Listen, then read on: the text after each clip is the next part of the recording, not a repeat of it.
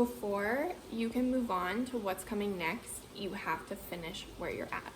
Sticking all the way to the end of a season can be the hardest part. Because when you see what's coming, it can be hard to stay put. Especially when you know that the time is up and all you have to do is let the clock run down and then you're there. But that's a waste. Every season you're placed in has been given to you for a reason. If you don't believe me, look at nature. The world works the way it does because different places experience the seasons that they need to flourish and prosper. Each season has a purpose and it takes all of them to make the earth work. And that's how life works too. And each season builds us into the person that we need to be and prepares us for the places that we're going.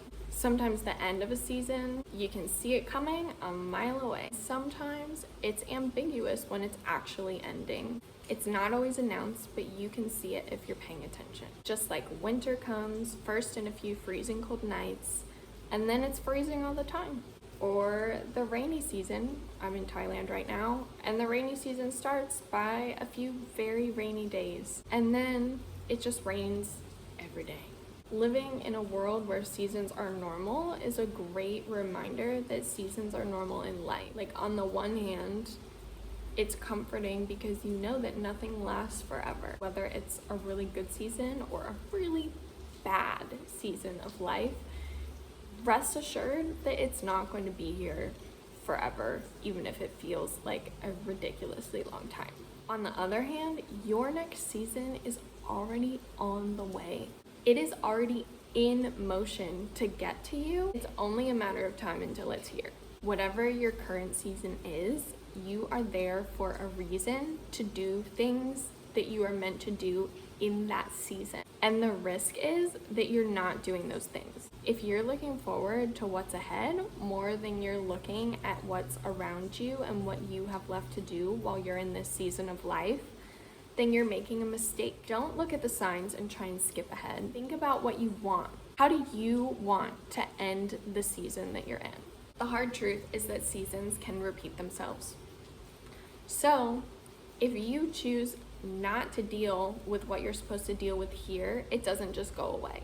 What you finish a season with comes with you into the next one. Who you are, what you think about, and your habits. It's so important to look at yourself and examine if you like who you are, especially at the end of a season or at the beginning of a new season.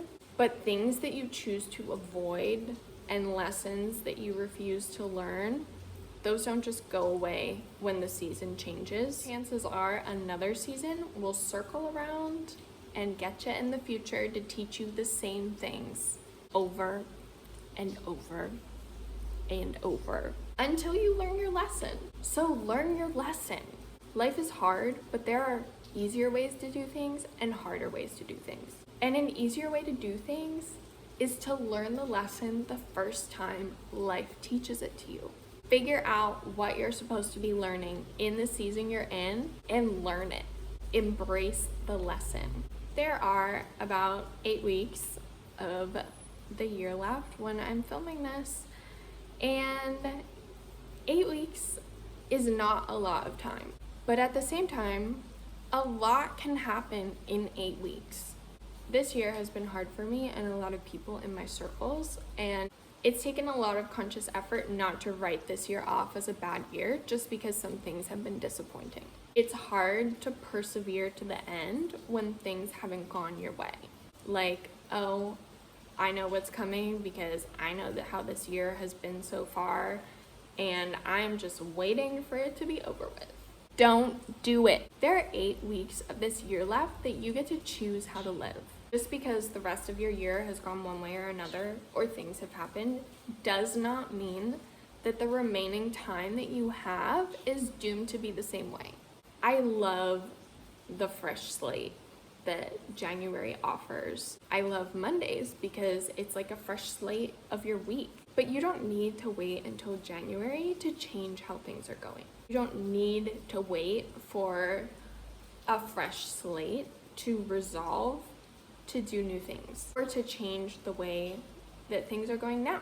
It's a mistake to decide that things aren't going to work out your way because they haven't in the past. It's not giving life a chance. It's not giving people a chance. It's not giving God a chance. And the person that's going to hurt the most is yourself.